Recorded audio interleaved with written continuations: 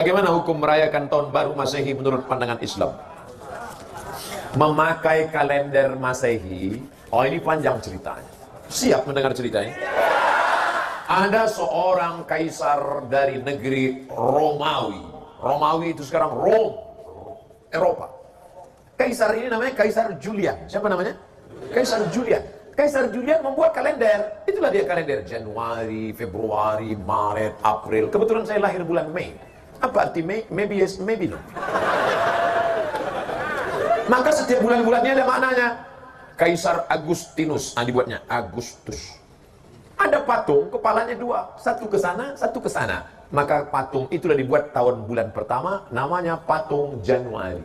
Kenapa Januari dibuat di awal? Karena kepalanya dua, menghadap ke sana 2017, menghadap ke sana 2018, menghadap ke sana 2018, menghadap ke sana 2019. Ini Kaisar Julian punya nama.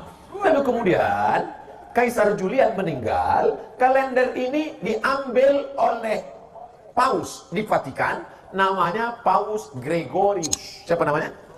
Gregorius. Dirubah nama kalender ini bernama Gregorian Calendar. Makanya cari di internet Gregorian Calendar. Karena yang membuatnya Paus Gregorius. Dimodifikasinya. Ketika PBB, bukan pajak bumi bangunan, Persatuan Bangsa-Bangsa, kalau bahasa daerahnya United Nation. Nation, bangsa-bangsa. United, persatuan. Manchester United, itu sepak bola. Berkumpul bangsa-bangsa, akhirnya PBB mengambil kalender dari Vatikan Gregorian, dipakailah yang dulu sebelumnya kerajaan Goa, kerajaan Islam di Sumatera, kerajaan di Jawa memakai kalender Hijriah Nabi Muhammad SAW untuk diseragamkan di seluruh dunia. Indonesia masuk anggota PBB, dikirimilah kalender itu. Maka Abdul Somad pun memakai kalender itu. Abdul Somad lahir 18 Mei. Tahun biarlah rahasia antara ini. Saya lahir 1977, umur 42, walaupun kelihatan seperti 22. Apakah boleh kita pakai alat non-muslim? Boleh. Ini kamera non-muslim punya, ini non-muslim punya. Alat non-muslim dipakai boleh, termasuk memakai kalender boleh. Tapi ketika sudah masuk dalam ritual ibadah, meniup trompet, tiupkanlah trompet. Wah, itu sudah masuk dalam ritual. Lalu kemudian menyala-nyalakan lilin, sudah ritual. Maka oleh sebab itu, apalagi membuang waktu percuma, apalagi sampai membawa anak gadis orang yang tidak mahram. Kalau istri saya bawa Ustaz, tak apa-apa, asal istri orang yang kau.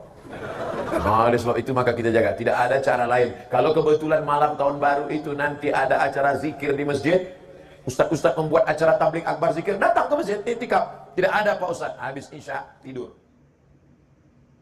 Mungkin sebagian kita mengatakan hanya perayaan tahun baru. Jemaah rahimakumullah. Allah Azza wa Jalla berfirman di surat Al-Baqarah ayat 120. Allah mengatakan walan tarda ankal yahud walan nasara hatta tattabi'a millatahum. Qul innal huda hudallah wala in ittaba'ta ahwa'ahum ba'da alladhi ja'aka minal haqq ma laka minallahi min wali wala nasir. Allah mengatakan kepada Rasulnya, kepada Nabi kita Muhammad alaihi salatu wassalam, bahwa orang-orang Yahudi dan orang-orang Nasara, mereka tidak akan pernah ridho, mereka tidak akan pernah puas sampai kalian mengikuti ajaran mereka. Nggak akan pernah puas. Bicara nanti malam, kita akan melihat jalanan kota Jember mungkin ramai dengan orang-orang Nasara? Bukan. Dengan orang-orang yang mengaku followernya Muhammad sallallahu alaihi wasallam. Mereka mengklaim dirinya pengikut Nabi Muhammad alaihi salatu wassalam. Mereka adalah orang-orang yang menjawab azan tatkala dikumandangkan, asyhadu anna Muhammadar Rasulullah. Dia mengatakan wa ana asyhadu anna Muhammadar Rasulullah. Tapi kenapa harus ikut gaya orang-orang sebelum kita? Tidak bisakah menampakkan ana muslim? Ahibati fillah. Kita lupa dengan sejarah. Sebagian umat Islam lupa dengan siapa dirinya. Baca Quran, Baca kitabullah. Allah Azza wa Jalla berfirman di surat Ali Imran ayat 110. Buka nanti pulang dari masjid. Allah mengatakan, kuntum khaira ummatin ukhrijat linnas. Ta'muruna bil ma'ruf wa tanhauna 'anil munkar wa tu'minuna billah.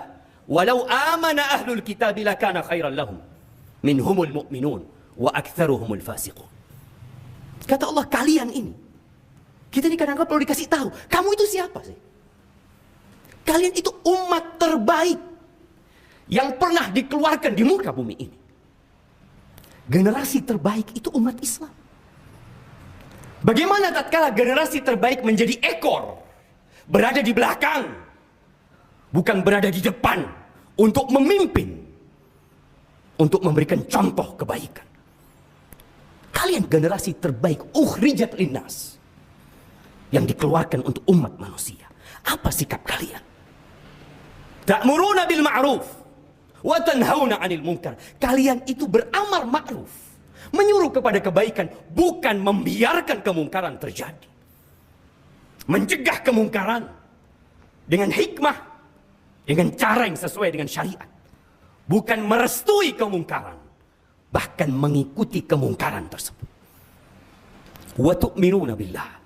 Bukankah kalian beriman kepada Allah? Bukankah setiap pagi dan petang kalian mengatakan raditu billahi rabba wa bil islami dina wa bi Muhammadin sallallahu alaihi wasallam nabiyya? Bukankah itu kesaksian kalian? Tahun baru Masehi bukan yang dipermasalahkan adalah zatnya bulan dan hari, akan tapi kebiasaan dan kebudayaan yang terjadi di tahun baru tersebut. Apa yang dilakukan oleh umat saat itu? Berhura-hura, berfoya-foya, dan yang banyak merayakan ini adalah orang di luar Islam sana karena bangga dengan tahun baru mereka. Kemaksiatan di dalamnya. Jadi yang kita hentikan adalah kebiasaan jelek, sehingga anak Pak Haji dan Bu Haji itu yang niup trompet, setelah itu ada yang mabuk. Sebab di Indonesia itu kaum musliminnya minoritas. Bagaimana kok alun-alun penuh tuh? Sementara orang-orang Nasrani banyak di gereja saat itu, mereka berdoa dan sebagainya. Lihat. Apa yang dilakukan oleh anak-anak kaum muslimin saat itu? Ya?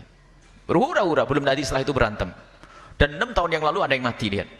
Kita tidak melihat tahun-tahun berikutnya, karena kami yang ingat pada 6 tahun yang lalu. Mati, berantem, mabuk dan sebagainya.